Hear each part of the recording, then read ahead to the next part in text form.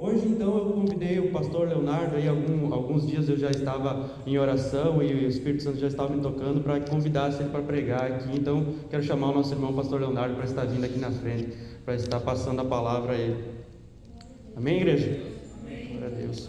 Pastor Leonardo, que é pastor do ponto missionário, né, a capela Estevão Marte pode subir, da igreja anglicana em Francisco Beltrão. Ele é um irmão na fé, ele tem sido um pastor também na minha vida, ele tem sido um irmão que tem me auxiliado também nessa caminhada, com os nossos cafés, as nossas conversas, e ele é um homem de Deus que tem grande conhecimento da palavra. Então eu quero pedir para os irmãos estarem estendendo a mão para cá, para a gente estar orando por ele, não como um ato místico, mas simplesmente para nós estarmos em comunhão, em oração pela vida do irmão, e que Deus esteja guiando ele a palavra. Amém? Vamos orar pelo irmão. Pai Celestial, nesse momento nós oramos pela vida do pastor Leonardo, Pai. Sabemos que ele é um homem de Deus, vemos o testemunho dele e o conhecimento que o Senhor tem derramado na vida dele e o empenho que ele tem em servir a Tua igreja, Pai. Que nesse momento ele também esteja servindo a Tua igreja, Pai Celestial, na proclamação do Teu Evangelho, no alimento para as ovelhas do Senhor, Pai. E é isso, Deus, que eu te peço e te agradeço, em nome do Teu Filho amado, o nosso Senhor e Salvador Jesus Cristo. Amém. Fica à vontade, pastor. Isso aí. Só baixar o volume. Onde é que o volume? Aqui? Ótimo. Boa noite, queridos irmãos. Que a graça e a paz do nosso Senhor e Salvador Jesus Cristo seja com todos vocês. Para mim é uma alegria, uma satisfação enorme poder atender a esse convite do pastor Dízio, que, como ele falou, tem sido também para mim um grande apoio, um grande suporte. Eu, ele, mais um outro pastor, amigo nosso, nós temos compartilhado bastante das nossas dores e alegrias do ministério, e essa amizade, né, que nós temos, ela tem sido muito edificante para a minha vida. Então, quando ele me convidou, eu fiquei bastante feliz, fiquei bastante animado e poder estar com os irmãos, né? Muitos dos quais eu já conheço, né? Já de alguns anos até, e outros eu estou vendo pela primeira vez, mas eu quero dizer para vocês que eu estou muito feliz e eu espero que eu possa transmitir a palavra de Deus para todos os irmãos, para todos nesta noite. Eu gostaria de pedir aos irmãos que, os que tiverem com Bíblia, os que tiverem com celular também, pudessem abrir as Bíblias na profecia de Isaías, no livro do profeta Isaías, capítulo 6.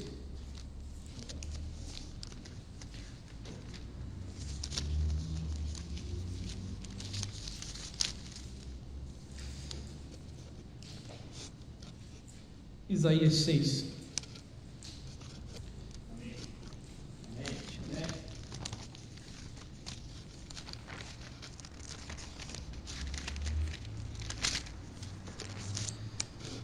Vamos fazer a leitura do versículo 1 ao versículo 8 do capítulo, até o versículo 7 do capítulo de Isaías. No ano da morte do rei Uzias, eu vi o Senhor assentado sobre um alto e sublime trono, e as abas de suas vestes enchiam o templo. Serafins estavam por cima dele, cada um tinha 6 asas. Com 2 cobria o rosto, com 2 cobria os pés, e com 2 voavam. E clamavam uns para os outros, dizendo: Santo, Santo, Santo é o Senhor dos exércitos, toda a terra está cheia da sua glória. As bases do limiar se moviam à voz do que clamavam, e a casa se encheu de fumaça. Então disse eu: ai de mim, eu estou perdido, porque sou homem de lábios impuros e habito no meio de povo de impuros lábios. E os meus olhos viram o Rei, o Senhor dos exércitos.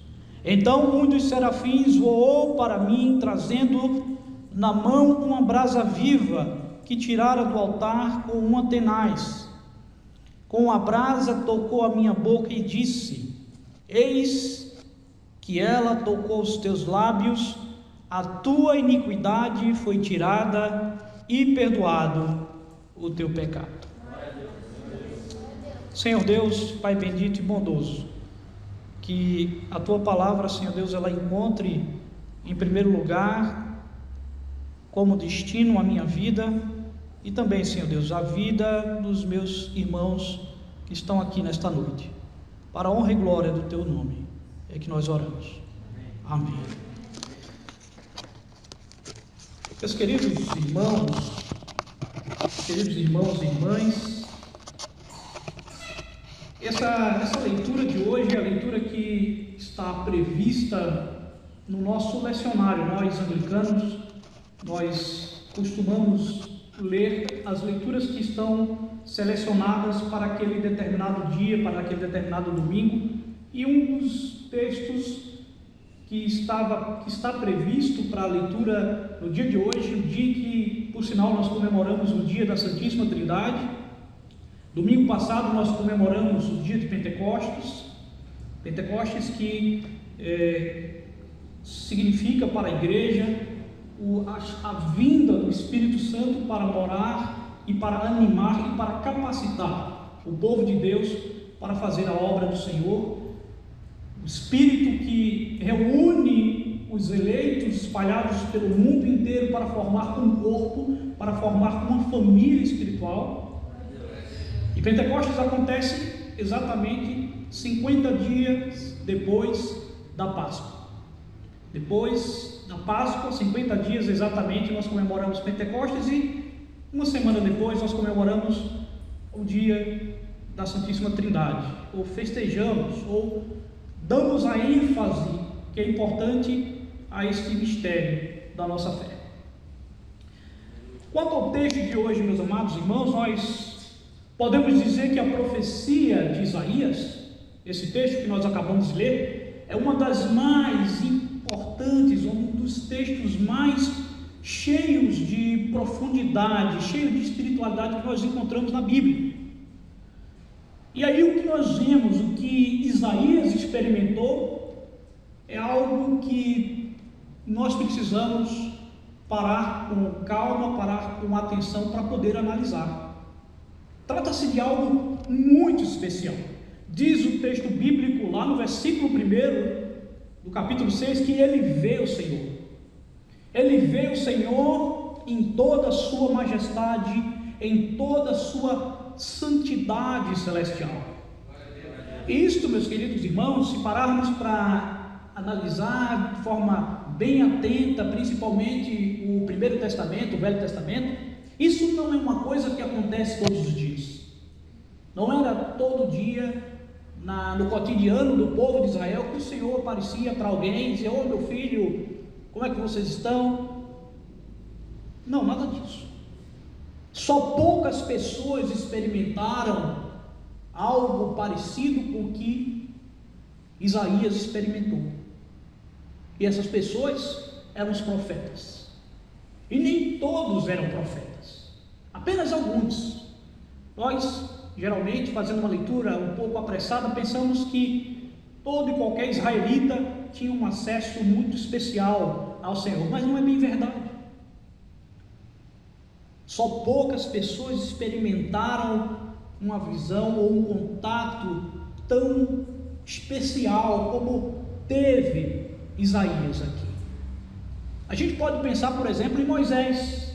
Moisés descobriu a presença de Deus na sarça, e ele viu que a sarça não se consumia. Elias teve um encontro com Deus. Você vai ver isso lá em 1 Reis, capítulo 19. E Elias teve um encontro com Deus de uma forma muito inusitada. Ele ouviu uma brisa suave e sabia que o Senhor estava ali, estava perto. De forma muito semelhante também a Ezequiel. Ezequiel teve uma outra experiência muito marcante. Ele viu o Senhor se aproximando dele no meio de uma tempestade. Meus amados irmãos e irmãs, esses profetas, eles eram homens comuns, eles eram pessoas como eu e você. No entanto, o chamado deles não era um chamado comum. A vocação deles era uma vocação especial. O propósito divino era distinto e específico no desenrolar da história da salvação. Eles eram homens eleitos, chamados por Deus para uma tarefa específica, muito especial. Isaías é como um destes aqui. Ele também havia recebido uma mensagem, uma revelação especial do Senhor. Diz o texto bíblico que enquanto Isaías estava no templo, o que ele viu foi impressionante. Nós podemos perceber a grande impressão que o autor do texto, próprio Isaías, alguns acreditam que talvez não, mas isso não importa. O que fica, o que está registrado para nós,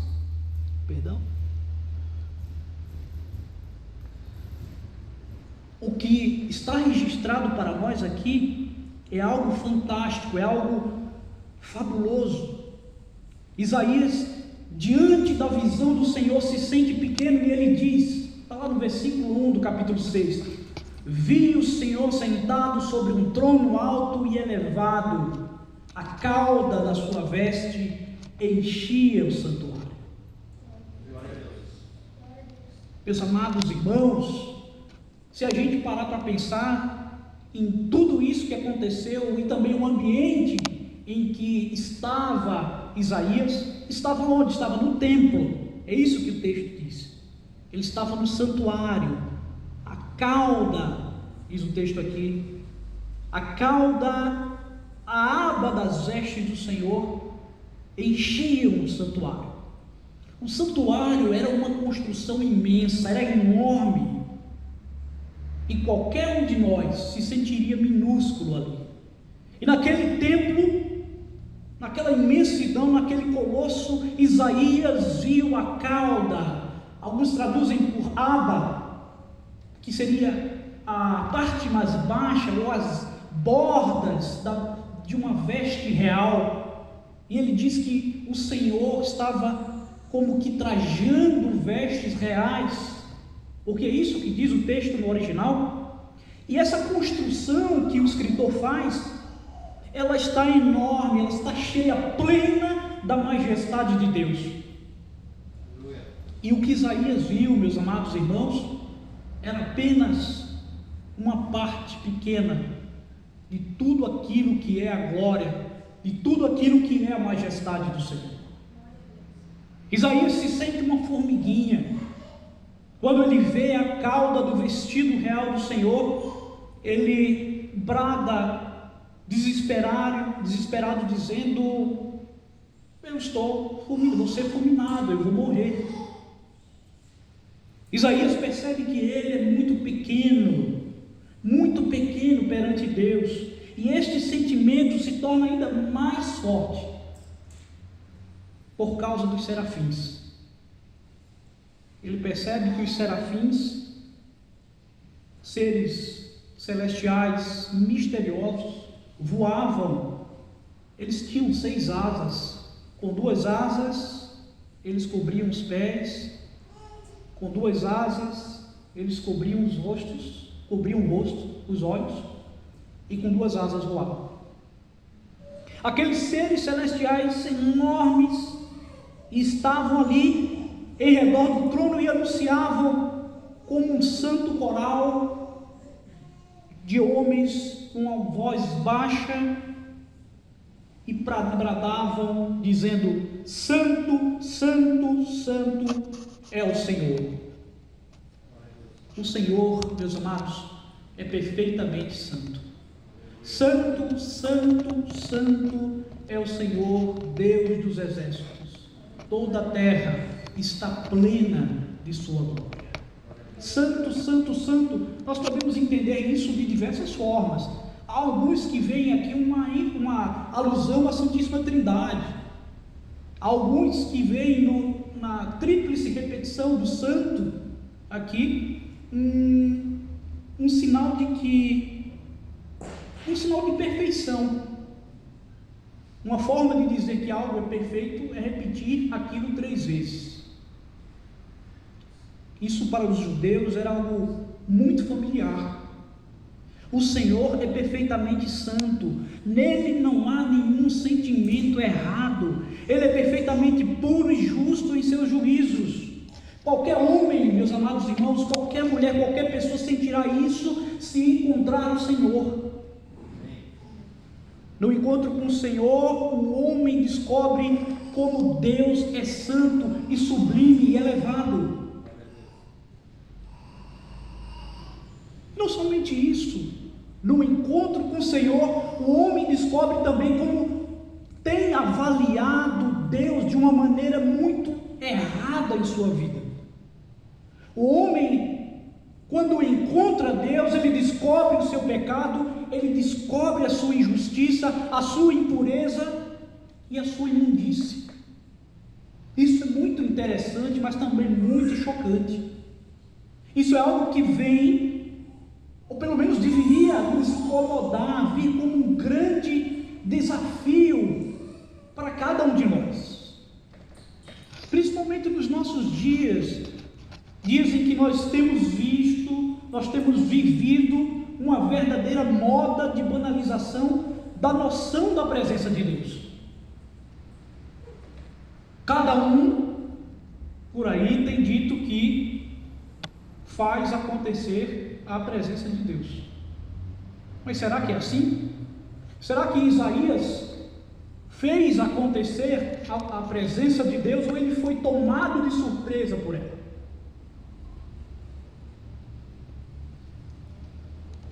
Há muitos questionamentos que nós poderíamos colocar aqui. O problema, meus amados, é que nos dias de hoje parece que não há mais terrificação, não existe mais assombro diante da suposta vontade de Deus. As pessoas têm se sentido muito à vontade.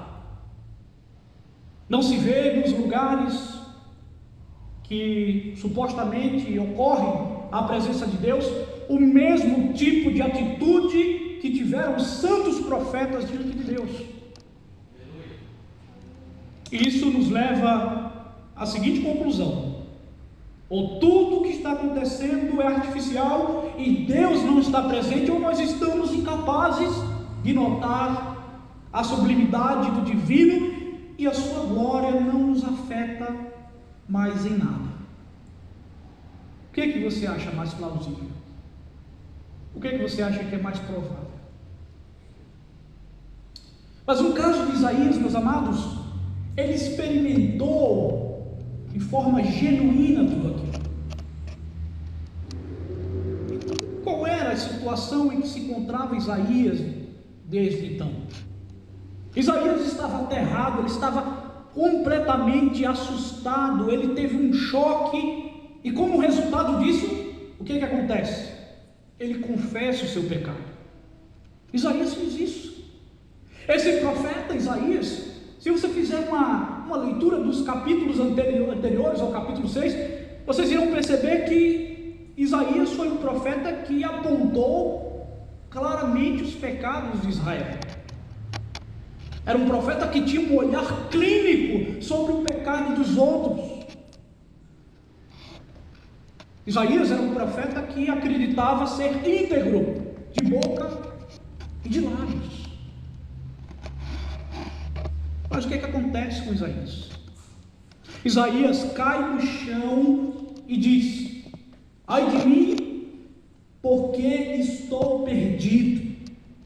Com efeito, sou homem de lábios impuros e vivo no meio de povo de lábios impuros. Essa foi a constatação de Isaías. Este foi o resultado do encontro com Deus. Este foi o resultado de experimentar aquilo que muitos chamam hoje de Shekinah, a glória de Deus. A glória de Deus produziu em Isaías um sentimento profundo de convicção de pecados. Se ele não pensava isso a respeito de si mesmo, a partir daquele encontro, ele passou a ter a convicção de que ele não valia nada. É chocante, mas é essa constatação que Isaías faz. Ele percebe-se pecador, ele percebe-se aquém, muito aquém da justiça de Deus, a justiça exigida pela Torá. O que é que exigia a Torá? Que tipo de justiça que ela exigia? Ela exigia uma justiça perfeita, que devia ser satisfeita de forma ininterrupta e contínua. Isaías sabia que os seus lábios eram pecaminosos. Ele sabia, ele passou então a saber que o povo com o qual ele convivia era um povo também maldizente. Seus lábios eram impuros. Essa foi a experiência de Isaías. Isaías cai no chão e brada: ai de mim que estou perdido. Isaías descobriu que um homem pecaminoso, meus amados, não pode existir na presença de Deus. Um homem pecaminoso não pode existir na presença de Deus. Ai de nós, ai de mim, eu sou o primeiro. E aí, qual é a solução para esse problema? Deus disse para Moisés o seguinte, e o resto da Bíblia confirma, aliás, Deus disse a mesma coisa para Moisés, Deus disse para outros homens de Deus. Adão, por exemplo, ele podia viver perante Deus,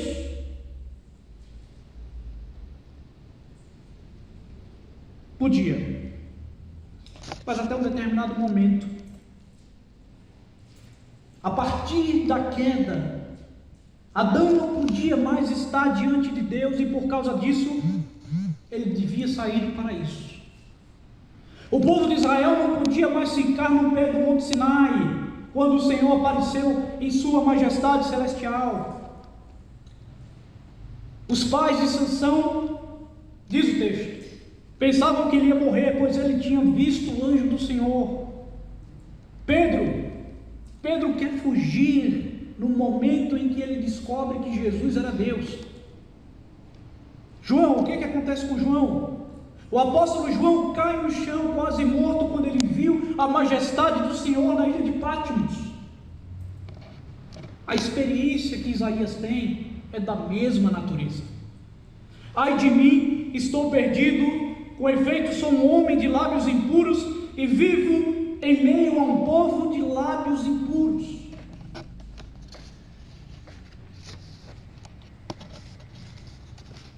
Lábios impuros, meus queridos, minhas queridas, todos nós temos isso. Todo homem tem lábios impuros, e também os crentes. Ora, um momento nós estamos sentados aqui na igreja louvando, orando, declarando as grandezas do Senhor com os nossos lábios, e em outro momento nós falamos mal das pessoas criadas à imagem de Deus. Com os nossos lábios dizemos coisas que não são verdades, se não intencionalmente, muitas vezes por descuido. Dizemos coisas que não são justas, dizemos coisas que machucam o nosso vizinho. Com os nossos lábios prometemos coisas que nós não podemos realizar. Com os nossos lábios nós também mentimos e blasfemamos. Com os nossos lábios atraiçoamos, somos infiéis no comércio, no casamento, na casa, no convívio uns com os outros e no convívio com Deus. Em suma, meus amados irmãos e irmãs, nossos lábios não glorificam a Deus como Ele merece. Em resumo, temos lábios impuros. Todos nós, sem exceção. Mas eu quero dizer para você que há perdão para isso. Isaías descobriu isso. Pois dentro da visão dos seres celestiais, um voa para o altar e com uma tenaz, que era uma espécie de alicate enorme que os ferreiros, os siderúrgicos usam, ele tira uma brasa do altar e com ela toca nos lábios de Isaías. E aí, ao fazer isso, ao receber esse toque, ele diz lá no versículo 7: e isto tocou os teus lábios, a tua iniquidade está removida, o teu pecado está perdoado. É assim, meus amados irmãos, que Deus nos mostra como Ele é bom.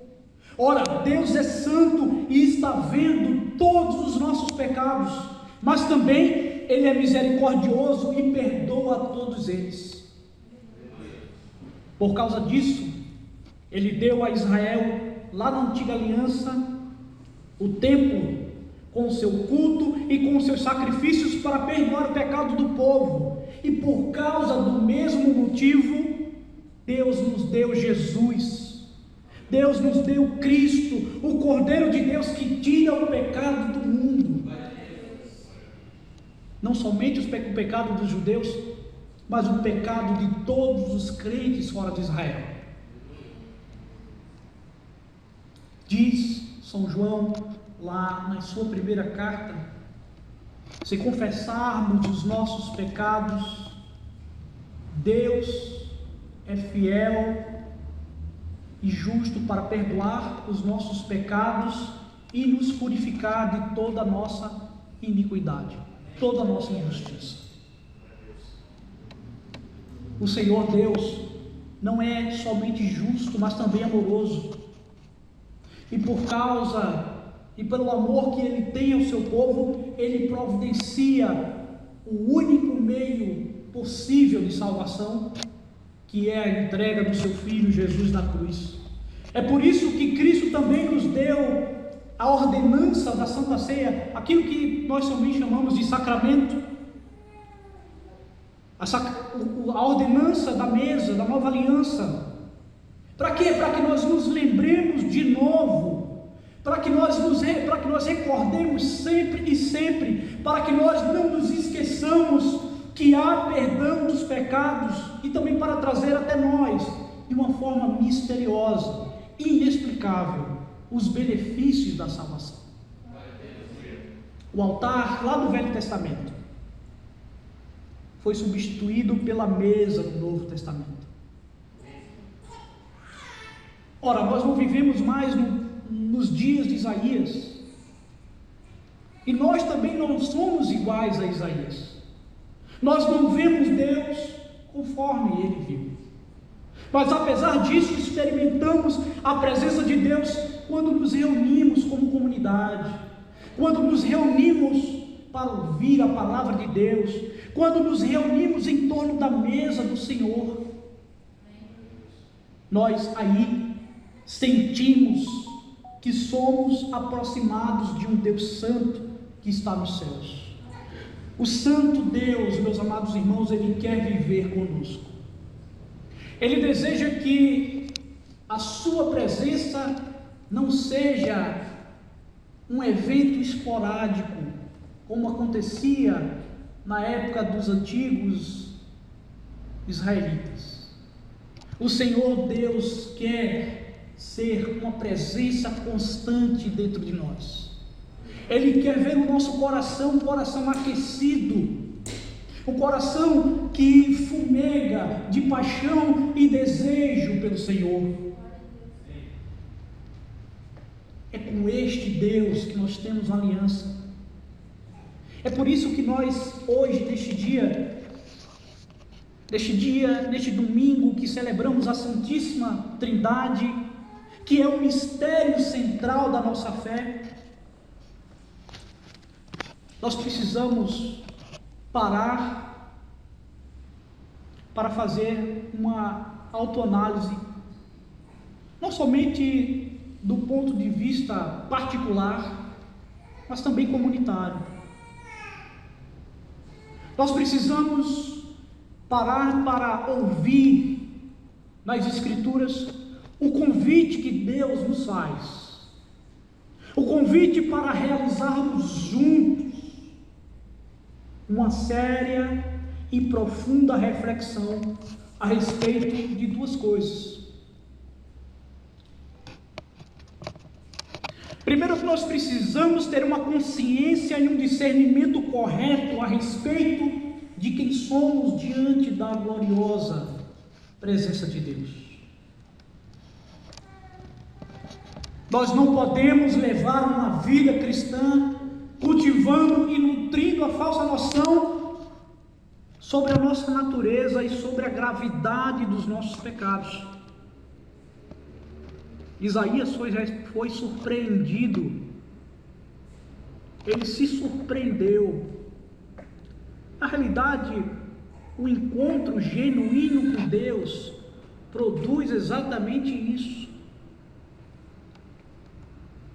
Quando nós temos um encontro genuíno, verdadeiro com Deus, nós passamos a saber ou conhecer quem somos.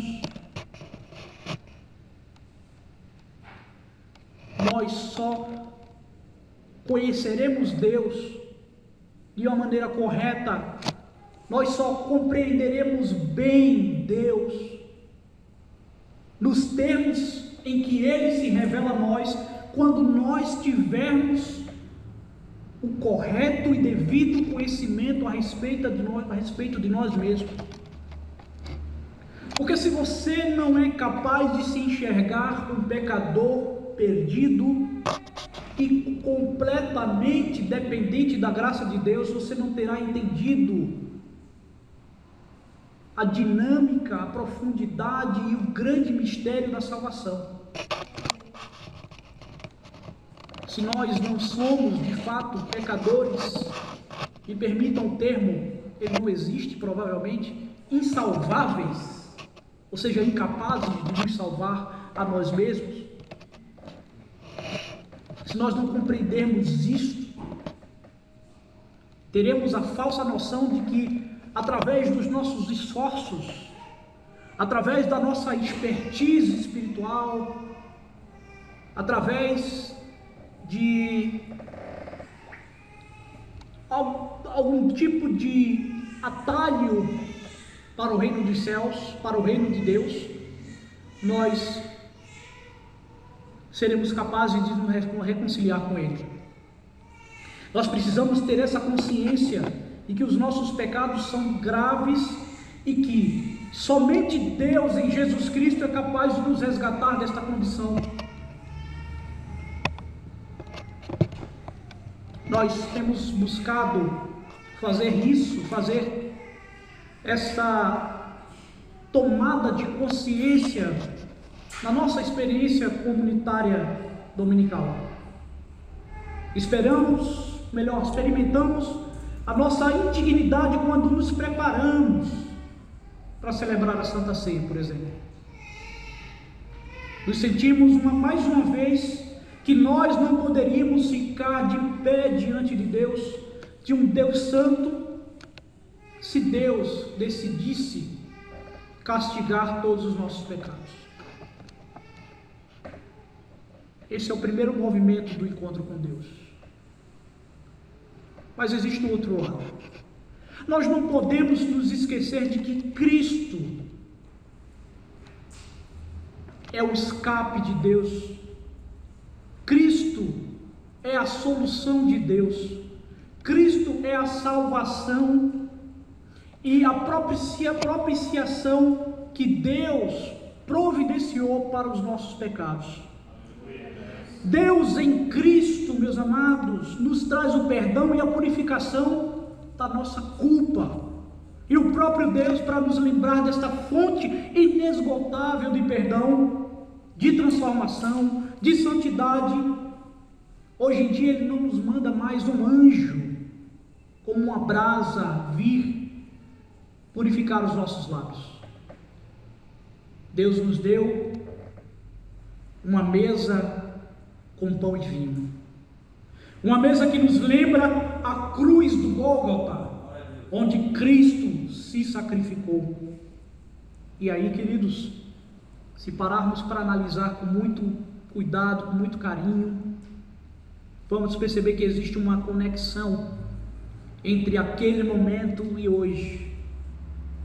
Há uma conexão, há uma ligação entre ali e aqui, porque não é mais uma brasa que toca a nossa boca, mas é um pedaço de pão que toca nossos lábios. O material é diferente, mas a mensagem é igual. Que o Deus Todo-Poderoso, meus amados irmãos, Pai de nosso Senhor e Salvador Jesus Cristo, possa produzir no povo de Deus, aqui no Brasil, no mundo inteiro, um aprofundamento de consciência espiritual. Nós não vamos à igreja por hábito. Nós não saímos de nossas casas para cultuar porque estamos acostumados, ou porque recebemos dos nossos pais meramente uma tradição de assim fazer. Tampouco nós não entramos na igreja porque queremos simplesmente ter o nosso caráter moral e ético aperfeiçoado. Nós buscamos a Deus, buscamos Jesus Cristo, porque nós somos buscados primeiro. A palavra de Deus diz, e eu concluo com essas palavras de João, o apóstolo, quando ele diz: não foste vós que escolhestes a mim, mas eu que escolhi a vós, e vos nomeei, vos designei, para que vades e deis fruto, e o vosso fruto permaneça.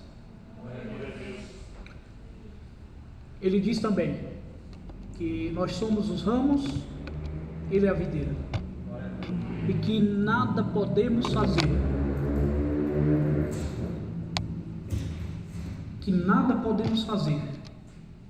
se não estivermos ligados a Ele.